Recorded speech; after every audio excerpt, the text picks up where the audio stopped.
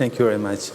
Well, since we have limited time, I'll try to be short and brief. And although I want to always like to start from the positive angle, and the most positive thing that I can think of, actually, when regarding this region of the Western Balkans or wider Southeastern Europe, I agree with Blair on that, is that we all, as Western Balkan partners, really share a commitment to European values and to our accession to the European Union. That is a very positive thing. That is something that we do have in common. But I also think that it is not enough. It is not sufficient. And sometimes in that commitment has one major flaw, that too many people think that at some point in future we can become the functional members of a European club of 30-something members, but at the same time keep our backs turned to our immediate neighbors and effectively ignore them. And that is actually not the case how it should be. When we look at the history of European integration, with all due respect, it didn't start with the will of Portugal and Finland to integrate in economical sense. It started with Germany, France, Benelux countries, and Italy, and between immediate neighbors and neighboring countries. And this should be a guideline also for us. And that is actually why we, from the Republic of Albania, North Macedonia, and Republic of Serbia, initiated our flagship project called Open Balkans. I know there is certain criticism about our project, but I always emphasize one thing, that this project it's grassroots projects, of course, but it came out of the Berlin process, and it is fully complementary with the idea of the common regional market on the same principles that the European Union is based on. Although some people don't like to tell that openly, but even today we have European Union in different gears, in different concentric circles. We have 27 member states, some of them being the members of the Schengen space, some other not, or not yet. Same with the Eurozone. And the way that we see the future of the economic integration of our region is exactly the same. We all are committed to creating the common regional market, but if some of them, in this case 3 countries, wish to go one step further, then it should be acknowledged and supported. And each and every of the memos and agreements is always open for the rest of the partners, and that is something I wanted to clarify. When we speak about the European integration process of our region, Bujar knows that I'm always emphasizing the case of North Macedonia as a country that has done literally everything possible, and even some things that were thought to be impossible, but was not awarded for that. And that is something that is really resonating throughout the region. And with that in mind, I think that we should have much more clarity and much more honesty. And it is a two-way street between the countries of the region and the European Union.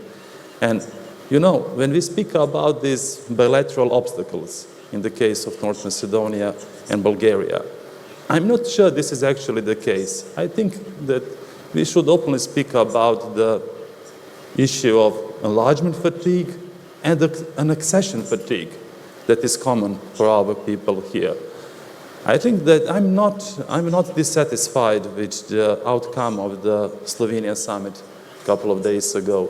But the mere fact that we see as a success that we reiterated commitments from a Thessaloniki summit that happened 18 years ago really speaks a lot about how narrow our horizon of ambition is at this moment. So this is something that we should really deal with.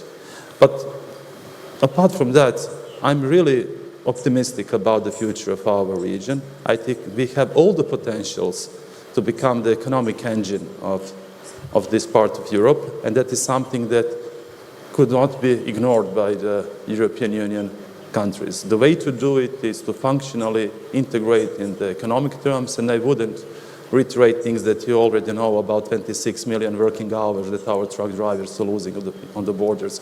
I mean, if the border crossings were good for economy, then the European Union would have them. So that is self-explanatory by itself.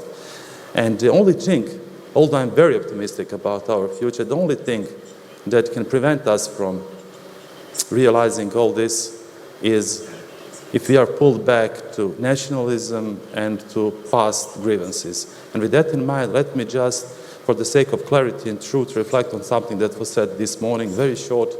I think that what happened yesterday in the north of Kosovo and Metohija was by definition the use of excessive force and intimidation of the people. You know, the special militarized units of Kosovo police were sent on the pretext of enforcing some custom offense, fight against some custom offenses, but hundreds of live ammunition rounds, you know, full metal-coated ammunition rounds were fired on civilians. One young man called Srećko Sofronijević was shot through his shoulder blade, so through the back, and the doctors in North Mitrovica are still fighting for his life. One live round was shot through the window of a private house where a baby of 3 months was sleeping at the moment. And tear gas grenades were shot in the court of the secondary school with 100 pupils. This is something that shouldn't be acceptable, and we really appreciate the statement of the High Representative Giuseppe Borrell, who very strongly condemned those unilateral actions and hope that the rest of the international community will follow suit. Because, you know, it all happened for what? For, you know, seizing some aspirins in the pharmacy store and few cans of Coca-Cola. Well, we have heard Deputy Prime Minister Abazović about tons of cocaine, hundreds of tons of contraband cigarettes flooding the region.